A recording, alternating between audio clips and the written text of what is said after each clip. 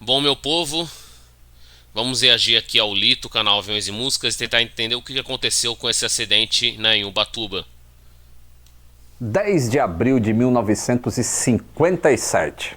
Um DC-3 da Real com problemas no motor. Tempo ruim e o Morro do Papagaio bem à frente. Senta que lá vem história. Amo essa vinheta. Perdão. Saudações aeronáuticas! Tudo bem com vocês? Tudo bem. Hoje a gente vai ver uma história que mostra bem a evolução da segurança na aviação. E como tudo na vida evolui, eu gostaria de saber por onde a Insider já te acompanhou na vida, hein? Porque a Insider já me acompanhou em tantos países que eu viajei. A bordo às vezes está frio, mas a Insider, está por baixo. E fechar essa compra. O link está na descrição. Apoie quem apoia o seu criador de conteúdo favorito. De volta para o nosso vídeo. O Douglas DC-3 foi um avião bimotor a pistão para uso civil que revolucionou o transporte de passageiros nas décadas de 1930 a 1940. Para você ter uma ideia, o C-47 Skytrain, que é a versão militar do DC-3, foram feitos mais de 16.079 unidades em várias versões. E ele foi largamente utilizado durante a Segunda Guerra Mundial, na Guerra da Coreia também e até no Vietnã. Inclusive ele foi equipado com uma metralhadora na porta. E ele se tornou um dos principais fatores da vitória aliada na Segunda Guerra, transportando tropas ou paraquedistas ou transportando cargas. Foram produzidas muitas variantes e foram utilizados diferentes motores, equipamentos e configurações de cabine para os passageiros. O Douglas DC-3 tinha 19 metros e 60 centímetros de comprimento e 28 metros e 95 centímetros de envergadura. As asas eram mais longas que a fuselagem. Ele pesava vazio 7.700 quilos e o peso máximo de decolagem era de 14.980 quilos. Atingia uma velocidade máxima de 370 quilômetros por hora e tinha uma autonomia de 3.420 quilômetros. Não era pressurizado e tinha dois motores radiais de 14 cilindros em 2 estrelas. Eram Pratt & Whitney Wasp de 1.200 HP cada um.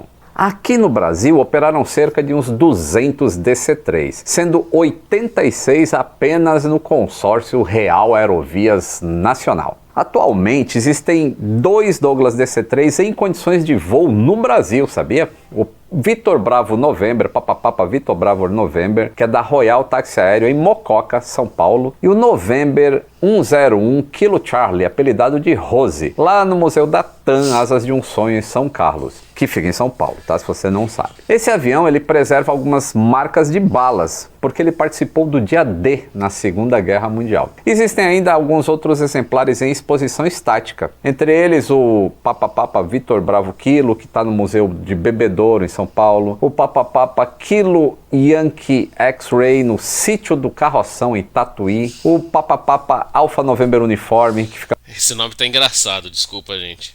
No Shopping Boulevard Laçador, lá em Porto Alegre. Esse muita gente tira foto com ele. O Alpha November November na Cidade das Crianças, em São Bernardo do Campo. O Kilo Zulu Fox no Parque Pedagógico Apoena, em Pacatuba, Ceará. O Kilo Uniforme Bravo, que é ex-Sierra Papa Oscar, lá no Museu Catavento, em São Paulo. Uma versão VIP, ex-presidência da República, em Garibaldi. O Bravo Fox Uniforme no pátio da AESO, em Olinda. O Alfa Vitor Juliette nas cores da Aerovias. Além dos C-47 2009 e 2015, que são ex-FAB, que estão no Musal, lá no Rio de Janeiro. E o 2032, que é um ex-FAB, que está na base aérea de Belém. Vamos à nossa história de hoje. No fim de tarde do dia 10 de abril de 1957, um DC-3 da Real Aerovias, prefixo Papapapa Alpha November X-Ray, decolava do aeroporto Santos Dumont, no Rio de Janeiro, com destino a Congonhas, em São Paulo. O tempo em rota não estava nada bom, e os auxílios aos pilotos nesta época eram quase inexistentes. A tripulação da aeronave era composta pelos comandantes Igor Konovalov e Pedro Luiz Ferreira, lá na frente, o radiotelegrafista José Vandranel e o comissário de bordo Leonard Stiegel. Ele estava com o peso máximo de decolagem naquele dia. e teve que abortar a primeira tentativa quando estava saindo lá do Santos Dumont. Mas ele conseguiu decolar na segunda. Voando sobre o Oceano Atlântico, já próximo a Ubatuba, o motor 2 apresentou problemas e perdeu toda a potência. A tripulação comunicou para o controle de tráfego aéreo que tentaria fazer um pouso de emergência no aeroporto de Ubatuba e iniciou uma curva para a direita. A pista não foi localizada, porque não tinha iluminação e o tempo estava ruim. Então eles tentariam pousar na praia, só que eles estavam perdendo altura muito rápido. E devido a essa falta de visibilidade, a tripulação decidiu fazer uma outra aproximação, iniciando uma curva para a esquerda. E logo à frente apareceram os dois morros da Ilha Anchieta, e eles passaram muito baixo entre esses dois morros, de acordo com os moradores de lá da época, tá? Na volta, entre as nuvens baixas, surgiu o Morro do Papagaio. Com os escassos auxílios à navegação existentes na época, só no último instante o piloto percebeu o morro. E na tentativa desesperada de evitar uma colisão de frente, a tripulação tentou arremeter dando potência no único motor que estava funcionando e puxou o manche do avião. Só que a manobra se tornou impossível pela falta de potência e ocorreu a perda de sustentação e a colisão na encosta. Apesar do choque impressionante, ainda havia sobreviventes. De acordo com o comissário Leonard, que sobreviveu apesar das graves queimaduras que ele sofreu em todo o corpo, o avião não se incendiou em voo, nem explodiu no ar, e o fogo só aconteceu e só se espalhou depois do choque com a encosta. O Luiz Andrade Cunha, um dos únicos 3 passageiros que sobreviveram, apesar dos ferimentos, os outros 2 foram a dona Dalva Zema e a sua filha, Marlene Zema, que na época tinha apenas 6 anos de idade. Ele declarou que depois do primeiro impacto, quando a cauda e uma das hélices foram parar a cerca de 200 metros morro abaixo, o avião deu 2 ou 3 cambalhotas antes de parar, e as asas se separaram da fuselagem. E ainda segundo Cunha, os pilotos e os passageiros que estavam sentados lá na frente devem ter morrido instantaneamente devido ao estado em que ficou a seção dianteira da fuselagem. E ele lembrava de ter visto o comissário Leonard sair da aeronave como uma tocha humana, e que outros passageiros que pediam por socorro foram perdendo a vida enquanto esperavam para serem resgatados. Pouco depois das 18h30, outro avião do consórcio comunicou ter visto uma grande fogueira na Ilha Anchieta. E somente tarde da noite, a autoridade policial da ilha conseguiu transmitir a notícia ao secretário de Segurança do Estado de São Paulo.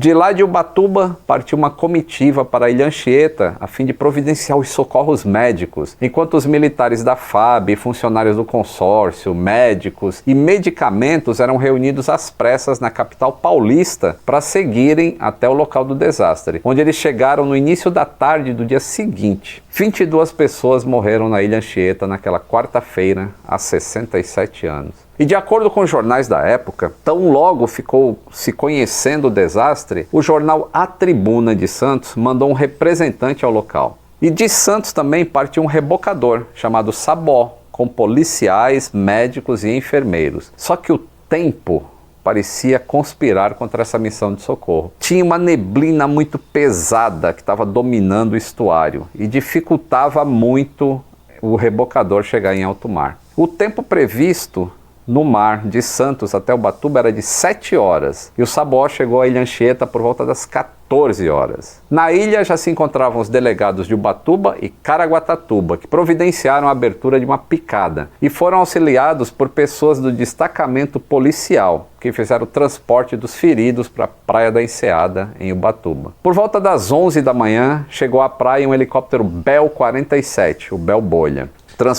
Bom, pelo que eu saiba, a Praia da Enseada, a única que eu conheço é no Guarujá.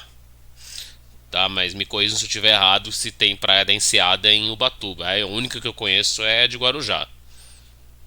Portando macas e plasma sanguíneo, o que permitiu prestar alguma assistência para as vítimas. Dentro do DC-3, os 4 sobreviventes foram removidos até o aeroporto de Ubatuba e de lá foram colocados em um outro avião da Real e seguiram para São Paulo, onde eles foram internados. Vencendo os mais diversos obstáculos, os caravanistas de Santos subiram o morro, seguindo essa picada aberta. Foram 40 minutos de verdadeira luta contra a natureza através da mata. E finalmente o grupo aproximou-se dessa clareira que se formou com o acidente. E as imagens da tragédia chocaram os socorristas. Havia pedaços do Alpha November X-Ray por todos os lados. Um dos motores foi achado a uns 200 metros de distância e na encosta, quase enterrada, uma das hélices. Restos da fuselagem, peças internas, fragmentos de metal marcavam essa área do acidente. Tem declarações de um sobrevivente. O Luiz Andrade Cunha falou para os funcionários lá da Ilha Anchieta que o avião estava fazendo uma viagem normal, quando os passageiros foram avisados que deveriam colocar os cintos de segurança e não fumar. Em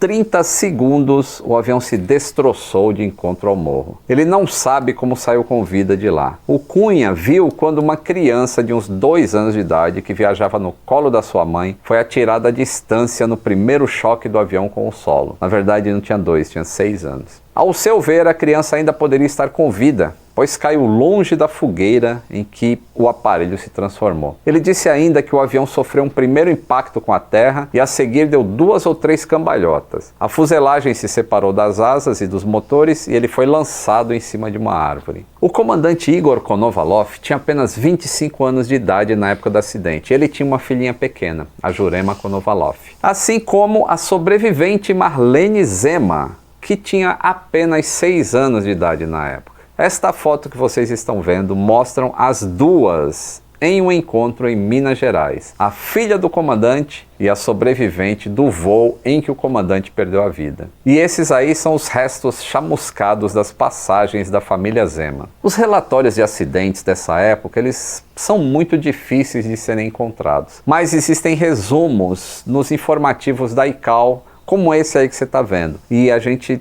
tem uma vaga ideia do que aconteceu, mas você vê que as causas do problema no motor são desconhecidas. Os recursos para investigações de acidentes aéreos no Brasil eram escassos nessa época. E o acidente ocorreu em uma ilha no litoral de dificílimo acesso. Então não tinha como se pesquisar o que aconteceu, levar peças para um laboratório para entender. Pelo menos a gente vive numa época em que a investigação vai a fundo, a gente tem recursos e cada vez mais a gente consegue controlar os acidentes, mitigando e colocando camadas de segurança. E se você não conhecia e gostou, deixa o like e se inscreva no canal e considere apoiar também. Aperta o botão aí, ó, seja membro. Siga as instruções do YouTube para se tornar um apoiador do canal. E você, além de ter o nome aqui para sempre com esses amigos, ainda recebe conteúdos extras. Um grande abraço e até o próximo voo. Gente, eu confundi. Eu pensei que era o acidente recente que teve aí no começo do ano, né, do avião que conseguiu pousar e acabou caindo na praia, né, e pegou fogo. Pensei que fosse esse acidente recente, pô. Não sabia que teve um outro acidente lá em Ubatuba. Pô, interessante saber, né? Eu já pensei que era esse, mas tudo bem, né? Até o próximo vídeo. Valeu, guys.